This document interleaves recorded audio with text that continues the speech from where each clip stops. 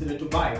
So in this video, we're going to be talking about the top 19 phones of 2019 that you can consider to buy. We're going to segment them in 3 different categories. So in category 1, which we're just about to do in a few, is the phones under 30,000. These are some of the devices that you can buy under 30,000. They'll give you the best. So these are the top 6 phones under 30,000 that you can buy. Before you even start us off, a quick shout out to Mobile Hub Kenya. They're able to provide with us the resources that we needed to shoot this video. So a quick shout out to them. Check them out on Facebook. They sell these amazing devices at very interesting prices. So you can take a look at them and make your next buy at Mobile Hub Kenya. So in this category, top phones under 30,000. Let's begin with a phone that we really know about. This is the Xiaomi Redmi Note 8. But I prefer its counterpart, which is still under 30,000. That is the Xiaomi Redmi Note 8 Pro that goes for about 28,000. Don't be worried about the company. Many people think about Xiaomi or Redmi and they think these are Chinese brands. But these are some of the people that are making interestingly good phones at very cheap prices. So the Redmi Note 8 Pro, it is a 6.5-inch Full HD Plus display. It packs 128 gigabytes of storage, 4 GB of RAM. It has a quad camera setup, a 48 megapixel main camera, an 8 megapixel wide, a 5 megapixel macro camera, and a 5 megapixel depth sensing camera. All that is bundled up together with an octa-core processor that is powered by a 4,000 milliampere battery with 18 watts of fast charge. That's quite an interesting device for you to consider.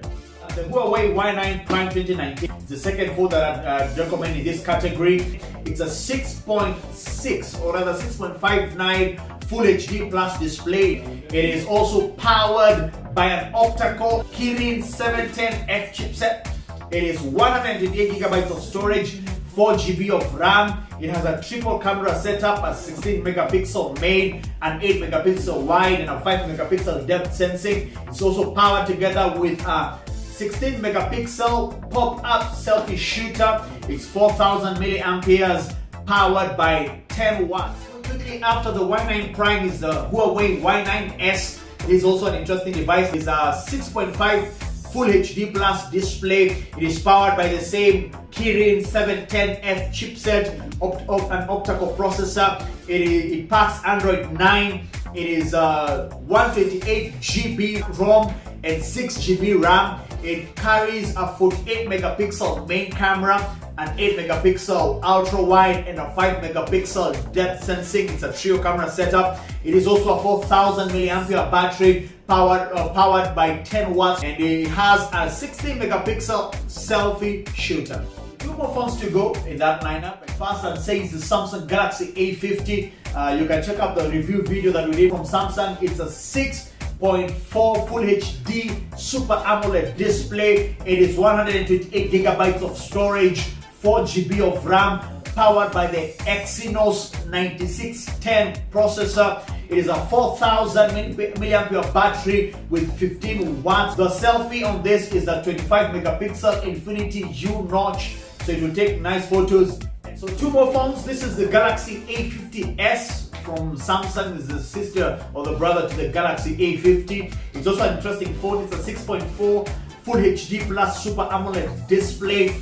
It packs 128 gigabytes of storage, 4 GB of RAM. It is a 48 megapixel, that's the difference, a 48 megapixel main camera with 8 megapixel wide and 5 depth sensing. It also packs a 32 megapixel selfie shooter. It's 4,000 milliampere, powered by the same 15 watts of power, and that's the Galaxy A50s. Slightly expensive than the Galaxy A50, but a better bargain. The last one we're going to talk about in this segment is the Samsung Galaxy A30s.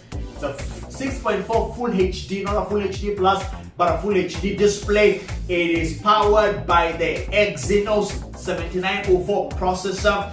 It is 6 GB, it is 64 GB of ROM, that's the storage on it, and 4 GB of RAM. It is a 25 megapixel main camera, 8 megapixel wide and 5 megapixel depth sensing. It also carries or packs with it a 25 megapixel selfie shooter, 4000 milliampere, powered by 15 watts charge.